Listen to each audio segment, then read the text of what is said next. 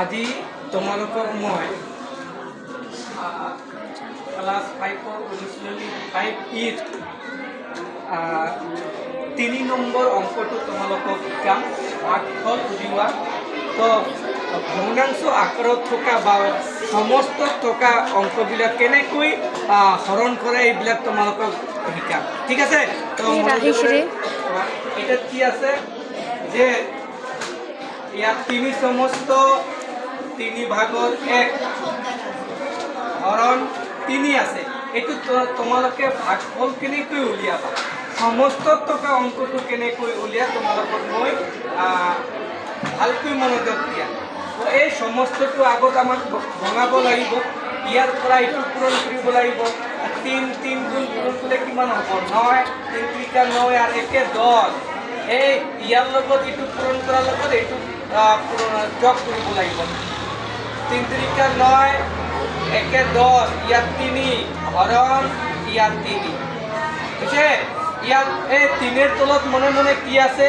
1। কোনো সংখ্যা নাই মানে কি? 1। কোনো সংখ্যা নাই মানে 1। তো এইটো আমি কি কৰিম? 10 ঠিকে থাকিব আৰু 3 এই হৰণটো যেতিয়া পূৰণ হৈ যাব তেতিয়া এই 3/1টো প্ৰতিক্ৰম হ'ব। প্ৰতিক্ৰম মানে কি? তলৰ সংখ্যাটো ওপৰত যাব আৰু ওপৰৰ সংখ্যাটো তলত আহিব, ঠিক আছে? এইটো এই হৰণ চিহ্নটো পূৰণ হোৱাৰ লগে লগে এই হৰণ চিহ্নটো পূৰণ হোৱাৰ লগে লগে তলৰটো ওপৰত যাব, ওপৰটো তলত আহিব। তাহলে ওপৰত 1 আৰ তলত 3, বুঝছে?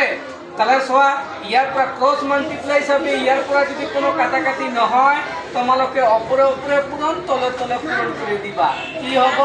10 × 10 আৰু 3 × 9। এই প্ৰশ্নটো কি আছে? সমস্তত আছিল না? এই সমস্তটো তোমালোকে এনেকুৱা এনচাৰত এনেকৈ দিবা 1:9/1, 1:1/9, 9 × 9 = 10। এনসারটো ঠিক আছে? তো এনেকুৱা আৰু তোমালোকক বুজি পাইছা না? একদম সহজ। তোমালোকে ইয়াৰ পৰা 3 নম্বৰৰ পৰা তোমালোকক এতিয়া মই 4 নম্বৰটো শিকাম। তোমালোকক ইয়াৰ পৰা মই তোমালোকক 5 নম্বৰটো শিকাম। চোৱা একেবাৰে সহজ, একে নিয়মৰে আছে। এই যে 4:2/5 ডিভাইড তাৰপিছত 11/15। এই অংকটো কেনেকৈ কৰিবা? একেবাৰে সোজা। তোমালোকে এই সমস্তটো ভঙাব লাগিব।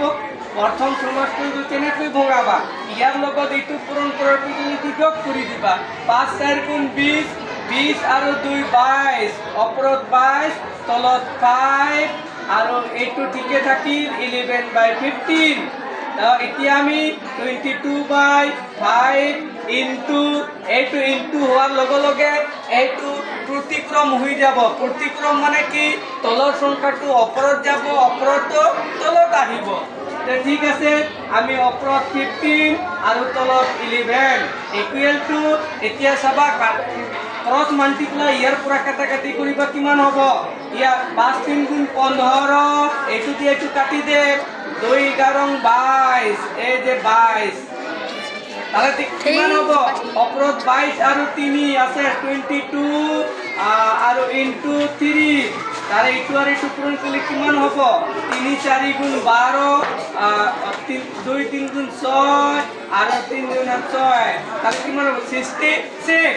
তলত কি আছে? কোনো নাই মানে 1। এইটোই হ'ব এনসার। একো নাই, একেবাৰে সহজ, ঠিক আছে? তোমালোকৰ ইয়াৰ পৰা এইটো একেবাৰে সহজ, একো নাই। দেখাত অলপ মানে কঠিন দেখা যায়, কিন্তু কৰিলে একেবাৰে সহজ, বুঝছে? ঠিক আছে, এতিয়া আৰু তোমালোকক আৰু এটা শিকাই দি আছো যে ইয়াত তোমালোকক আছে আমি 10 নম্বৰটো শিকাই দি আছো তোমালোকক। 10 নম্বৰটো কি আছে? 2/2/3 প্লাস 1:1/15।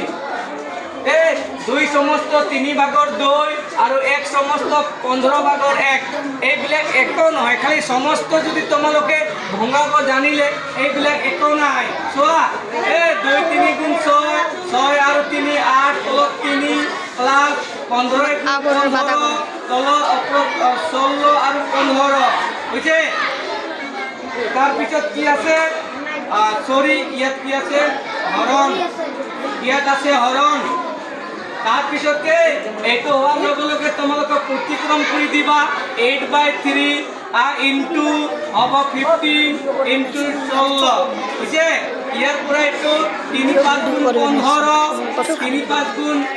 3 5 গুণ 15। তাৰপিছত ইয়াৰ পৰা এইটো কি কৰি দিবা 2 8 গুণ 16, 2 4 গুণ 8 আৰু 4 2 গুণ 8 এইটো তাহলে অপর 5/2। যেহেতু এইটো এনসারত প্রশ্নত কি আছে, সমস্তত আছে, আমি সমস্তত যাও, তেনেহলে কি হব, সমস্ত যদি যাও ইয়াত 2 হব, 2 ইয়াত 1, এইটো হইছে এনসার। ঠিক আছে, হ'ব, ঠিক আছে। মই আজি তোমালোকক মই ভাগফলৰ অংকটো শিকাইছো। সোমবাৰে তোমালোকক আকৌ নেক্সট চেপ্টাৰ লৈ আমি যাম। ঠিক আছে, আজি এইখিনিতে সমাপ্ত কৰিলোঁ।